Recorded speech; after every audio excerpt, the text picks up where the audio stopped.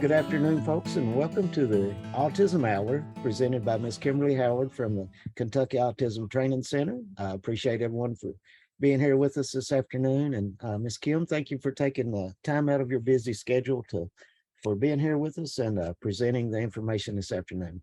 Thank you all, and Miss Kim, it's yours. So I'm Kim Howard, and I work for Kentucky Autism Training Center. Thank you for joining me. I know it's after school, and I hope your brain is not as dead as mine. I hope you're bright-eyed and bushy-tailed, or at least you're drinking Coke or coffee at this point to keep yourself going. Hopefully, we'll make it through the next hour. This will be quick and painless. That's the goal. This fall series is going to be a lot of the pieces of systematic instruction. How do we use that? Systematic instruction is a big chunk of evidence-based practices, and it is one of what we at Kentucky Autism Training Center, we call our big five. So they're the big rocks that we need classrooms that have children with autism and children with a variety of other disabilities to have happening in the classroom. So I wanted to start with this one, and I will tell you, this is the ringer one, right? You are probably doing, I'm sure you're prompting. If you teach at all, or if you're around any children or any other human, you have probably prompted someone today. So I want to give you a brief overview, and then I want to talk about a couple of things that we don't always have in the classroom, the pieces that I didn't necessarily know about until someone taught me. So prompting is an evidence-based practice, and this slide comes from, it's called a brief. I don't know, it's 140 plus pages.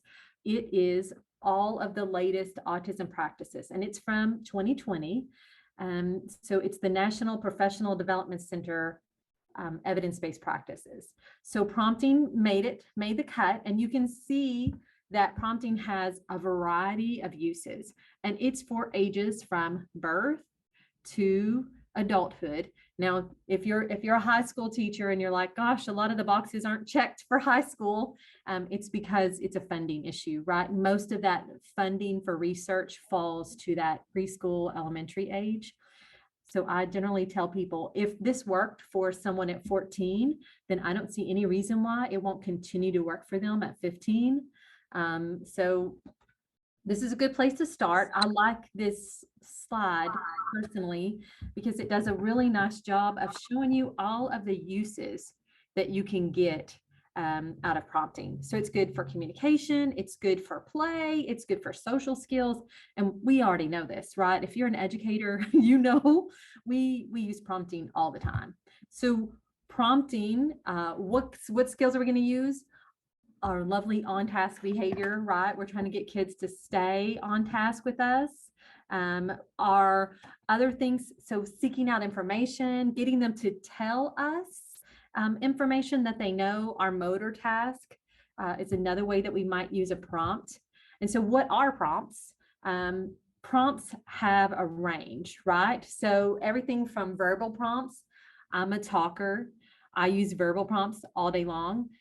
And we have to be cautious with verbal prompts for our students with autism because it's harder to fade out verbal prompts than it is to fade out physical prompts. But we use visual prompts. So gestural prompts, I use my hands, I'm pointing to things, I'm waving for them to hurry up or to tell me something. I'm pointing at my ear when I want them to listen to me. A visual prompt could be a visual aid. It might be a visual schedule. It's the stop sign, right? It's the stop sign when I'm driving my car that reminds me that this is a four-way intersection and I better stop before I drive through it so no one smashes me. A physical prompt is I'm putting my hands physically on someone and I am touching them to get them to do something. So maybe I'm physically prompting someone to take on or off their coat. I have used physical prompts with kids when I was trying to get their hands positioned correctly for holding a pencil, like for pencil grip. Imitative or modeling prompts, I'm showing kids exactly what I want them to do, and then I'm hoping that they can do it. And positional prompts are moving it could be, so one of the ways that I've used positional prompts is I've put 3 cards on a table. So 3 index cards on a table. Each index card has a different number on it. And I say, can you point to the number 2? Well, I move the number 2 slightly closer to them because I want them to get it right, because I'm in the process of teaching it to them. I'm not trying to see if they know what the number 2 is. I'm teaching them this is the number 2. So I'm positioning it closer to them so that they make the right choice. So this is kind of a scale of least to most prompting. So I really actually like this slide, and this comes from that little website at the bottom, and it's different types of prompts, and it does a really nice detailed explanation of what a prompt is. And I'm not going to read these to you because as educators, I feel like we do these a lot. And what I really like about this is that when you're using prompting, we have to be very careful not to get stuck using the same type of prompt all of the time. Has anyone ever heard of prompt dependency with students? Or with anyone, right? I have worked with students that are very prompt dependent, and that can happen. So it's a cautionary tale, right? Prompts are fabulous, and they are absolutely a part of research evidence-based practices that say these are good things to use with kids. But if I'm using prompts, I always have to be thinking about, how am I going to fade out this prompt? How do I stop using this prompt with my students? So what's my plan? One of the best things that we can do is making sure that we are using this whole scale of prompts. So full physical prompting, all the way down to the bottom, which is a visual prompt. Example, a visual reminder to raise your hand to ask questions, right? Now, these are least to most. So my most prompt, obviously, is that full physical. I'm using hand over hand to help a student to come up to the correct answer.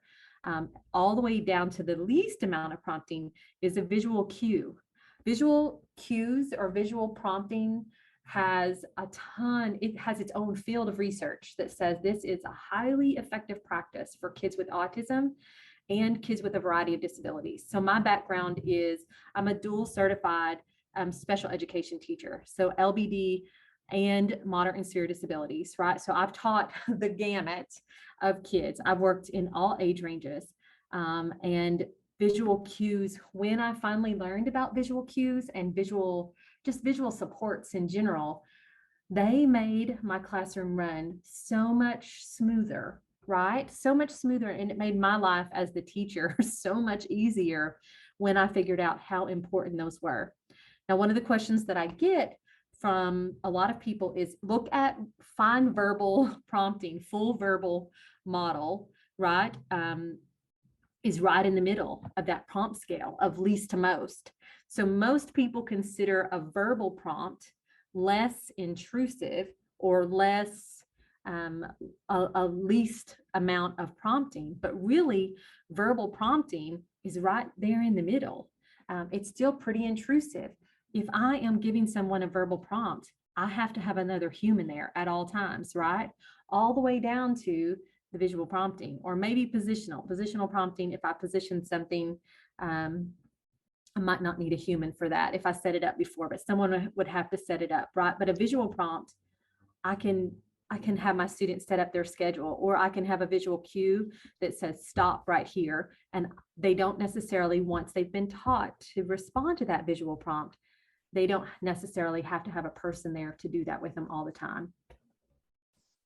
So I have essentially faded out that prompt. So I do like this slide a lot, just because I think it helps us to think about, are we using the full scale of prompts? And I always say, if you have a student who does not like to be touched, right? A student who a physical prompt is going to upset them, then I would not do that, right? I don't put my hands on students if this is going to be something that's drastically upsetting, unless we're in some sort of emergency safety type circumstances. But I always like to think about that. What types of prompting am I using? And am I thinking through the prompting that I'm giving students? Because sometimes we accidentally prompt them without meaning to, and that can encourage that prompt dependency, which is definitely no adult ever wanted that for a child. So other examples, or an example of prompt is, so you have a child and you're teaching them to put on their clothes. So they're learning how to get their clothes on. And so in the process of learning how to get their clothes on, you're teaching them to pull up their pants, right? So the first time that you are helping them, and everyone, if you have a child of your own, you have held their little pants in their little hands and showed them how to pull up their pants, right? So that is a full physical prompt, right? Every adult that's alive that works in a school has gestured to a child, right? I worked in an area that had a playground that bordered a pretty dangerous bull fence. They had a bullpen at the side of the playground for unbeknownst reasons to every teacher in the area. And of course, they had, the biggest bull ever. And so we would sometimes have to have an adult stand between the playground and the bull fence and gesture for kids to stay out of the area. They didn't all need that a level of reminder, but it was such a huge safety concern that we did not want kids touching an electric fence. We did not want them to get near the fencing at all. It was barbed wire and electric, just for fun. And so we sometimes had an adult stand, especially when we had our kindergartners out there and it was their first year being on that playground. Because there was a beautiful, smooth, grassy area between the playground and the bull fence that would be perfect to play with a ball on or to run through, but we could not do that. So we had an adult stand and gesture kids away, gesture kids away. And then sometimes if they kept on running, we full physical prompt them by picking them up or turning them back around if they started running too close to that fence. Prompt fading. The overall goal, right, is we don't want to have to prompt our students. We want them to do what they should be doing as independently as possible. And that's why we have that prompt hierarchy that takes us through the levels of prompting. So the goal is to fade out those prompts quickly so that our students don't become dependent on them. And I have seen students that are incredibly prompt dependent, and it is very sad when that happens. So you have to have a plan for how you're going to fade your prompts. And it doesn't have to be a super official plan. It just needs to be, at least at a minimum, it should be a part of your thought process of how am I moving my student through the levels of prompting as quickly as possible. So prompt fading could look like when I'm teaching my student to pull up his pants or my personal child to pull up their pants. In the beginning, I am putting my hands over their hands and I am full physical helping them to pull their pants up, right?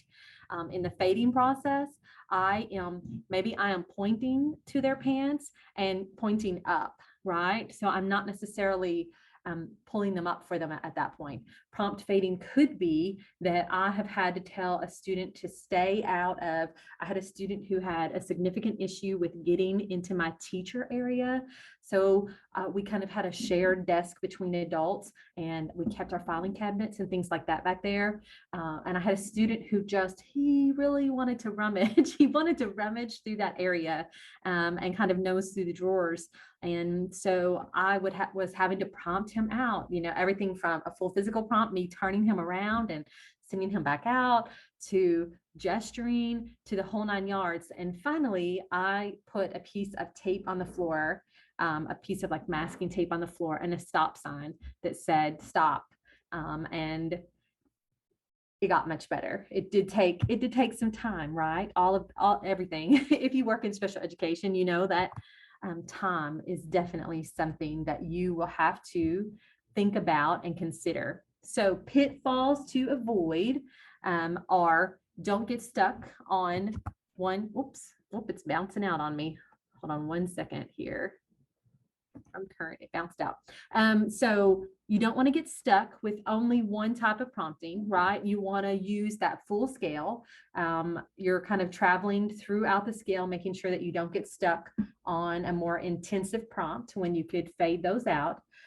You might not want to have no wait time. So you ask the student to do something and you didn't allow them time to process. We know we're working with students with disabilities or not. Even typically developing kids need time to process what we're saying, right? Especially if you're having a hard day, especially if maybe they didn't get enough sleep last night, maybe they're going through a lot of things at home and emotionally. And I know we've all had enough trauma and stress the last year or two to take everybody out.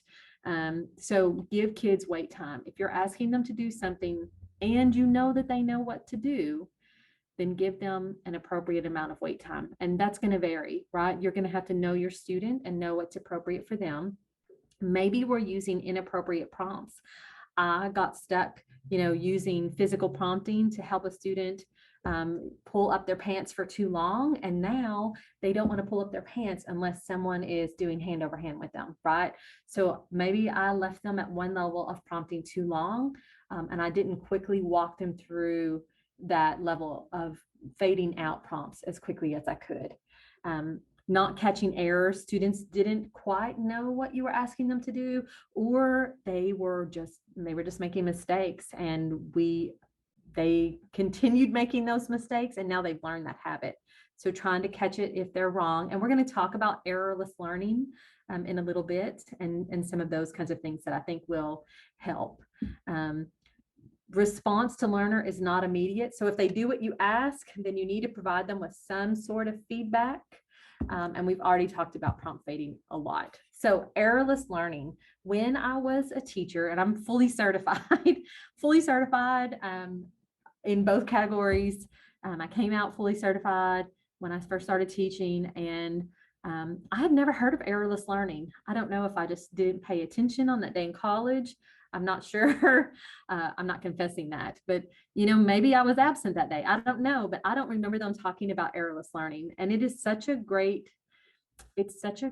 thing for our students that need that next level of support when you're introducing them to new content. I don't want them to make mistakes. Students with autism sometimes very quickly develop a routine or a habit, and so I want them to get it right the first time. So I might use something like errorless learning. And we're going to talk about what that is. So it's really good for teaching brand new skills, and it's really good for introducing new routines. So errorless learning is a strategy, right? And just what it says. In the beginning, I'm 100% of the time telling the kid the right answer, because using prompting, they are going to get it right every time because I'm in the teaching process, right? I am teaching them the right answer. It has very high rates of reinforcement. I'm holding up, and we're going to watch a video on this in just a minute. So if you're thinking, what is this? I've never heard of this. This sounds crazy. We'll watch a video of it in just a minute. Very high rates of reinforcement. So if I am holding up, so what it might look like is I'm holding up two cards. So one card has the color red on it and one card has the color blue on it. And I might say, which one is red?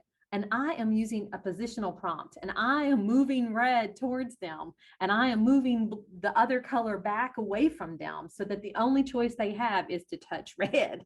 I'm teaching them the skill of identifying the color. And right now I want them to get it right. And then as soon as they touch red, I'm giving them verbal praise. Great job. You touched red. Maybe they're earning tokens for like some sort of token economy that we have set up. Maybe for some of my students that need a more personal level of reinforcement. Maybe I'm giving them a little piece of candy, access to their toy. Maybe I'm giving them a minute or two access to their toy after they do so many in a row of that. And then I'm going to quickly over time move back towards fading that prompt. So to where I'm not giving them the answer every time. And my goal here is to teach a new skill. They do not know how to do this. I'm teaching them a new skill, right? So I'm not using this for something that they should already know, but I'm using it to teach a new skill. And where I might use it if I have taught them a skill and they have not retained it. Maybe we were off over summer break, and so I need to warm them up or refresh them on the skill. I might use it then. That would be another perfectly harmless example. I do like errorless learning. It is really great if you are working with students that have a high level of frustration. Errorless learning is one of those really good skills that if I notice as a teacher, I tell people, here's what I see sometimes when I go into classrooms. Um, Sometimes I will see adults that are asking a student and they'll say, hey, what color is this? What color is this? And they're trying to get the child to pick, insert whatever demand you want there. Show me the number. What number is one? Point to it, point to it. And they are using verbal prompting about 10 times, 15 times, and maybe the student does know it. The student might absolutely know it, but they have learned that the adult is going to ask them repeatedly before they actually need to answer. So if I have a student that has become prompt dependent on an adult saying, come on, show me, you know the right answer. Come on, buddy, you can do it, which isn't wrong on cheer. Like if you're just cheerleading and it just takes a few seconds, that's totally appropriate, right? But I have seen students to where they will not answer any question unless somebody has asked them 30 times, 10 times, 15 times. Then I'm going to go to something like errorless learning to clean that up and to get them out of that habit, because I don't want them to think that every time someone asks me a question, then I need to wait until they've asked it 15 times or 10 times before I answer. So that is one of my favorite things about errorless learning, is that it's so great for teaching new skills. It's very great for giving students a chance to show what they know, right? In the beginning, I am telling them the answer 100% of the time, right? That is my job. I'm going to tell you the answer 100% of the time. And then very quickly, I'm going to fade out me giving you the answer, and I'm giving you wait time, which is what we're going to talk about next, time delay. I'm going to give you wait time so that you can show me what you do know, right? So that's kind of the role and the job of errorless learning. So prompting, we talked about. Errorless learning is a really nice piece of that. And then the next nice piece of that I think complements all of that really well is time delay. So time delay is a systematic strategy that fades out prompts, right? And the goal of it is that it increases gradually the amount of time between your instruction. So I say touch red, and when I'm going to prompt them. So I've used errorless learning already. I feel pretty confident that my student knows the color red, and I'm just using this as an example. You can use this for 1,000 different things. I feel confident that my student knows the number red. So now I'm going to say touch red. I'm going to hold up 2 cards equal distance apart, and I'm going to wait to 3 seconds. So I'm going to count 1, 1,000, 2, 1,000, 3, 1,000 in my head, right? I'm counting that in my head. It feels very awkward at first, but that gives the student time to process the question and time for them to show me what they know. Some students might need a longer time delay. I have used this with students that had physical motor issues. So a student with cerebral palsy, if I'm asking them to point to something, I might need to wait a longer time period to give them time to do the motor action. I have had students that I needed to wait a less amount of time. I needed to wait maybe 1 second or 2 seconds, because 3 seconds was, I've lost their interest and they are not focusing on me anymore. So it's you kind of have to figure that piece out by knowing your student and knowing what your goal is out of using time delay. It is another huge evidence-based practice. There's a lot of good information out there about it. It has a big backing of research that says this is evidence-based practice. And you can see that age range across the top. High school and young adults, it kind of fades out, but in middle school, but that's a lack of funding for the research. So I still use this with my high schoolers and my young adults. You can see it hits almost all the boxes for preschoolers and elementary, and that's because they have the most amount of funding for that research. So time delay is kind of a systematic practice of fading out the use of prompts. So we've talked about what prompts are, and now we're talking about how do we fade them out, because it's pretty important. So the nice thing about time delay is you can use this across a lot of outcome areas: communication, joint attention, play, academic. We're definitely using this for academic pieces. So the way that time delay works is I am literally holding up my cards or whatever. Maybe I'm asking a student to put on their jacket. And so I say, put on your jacket. And in time delay, for putting on your jacket, like for getting started, I'm counting in my head: 1,000, 2, 1,000, 3, 1,000, 4, 1,000. And I have a set amount of time that I'm going to wait before then I prompt the student. So what I'm doing is I'm making sure that I have that wait time built into my prompting. So I'm waiting a certain amount of time. It could be a constant time delay, to where every time I wait 3 seconds, every time I wait 5 seconds, or it could be a progressive time delay. So maybe I am waiting 5 seconds, then I'm waiting 4 seconds, then I'm waiting 3 seconds. So each time it will change a little bit in the hopes that we can prompt the student to be faster at responding to what we want them to do. So that is prompting and time delay in a nutshell. Prompting is one of those things that as educators, as humans, we prompt people all the time. So if you're falling back on, a lot of times I get teachers that are asked by parents, hey, I want my kids to have that ABA therapy. I really want them to have ABA therapy or applied behavior analysis. Then prompting and time delay and errorless learning are all pieces of that. So if you're using this in your classroom, then you are using some of the components of that. So go you, right? Just remember, fade out your prompts, have a plan for it. And it doesn't have to be a big formal plan. It absolutely could be a big formal plan, but at least at a minimum, and share that with your staff.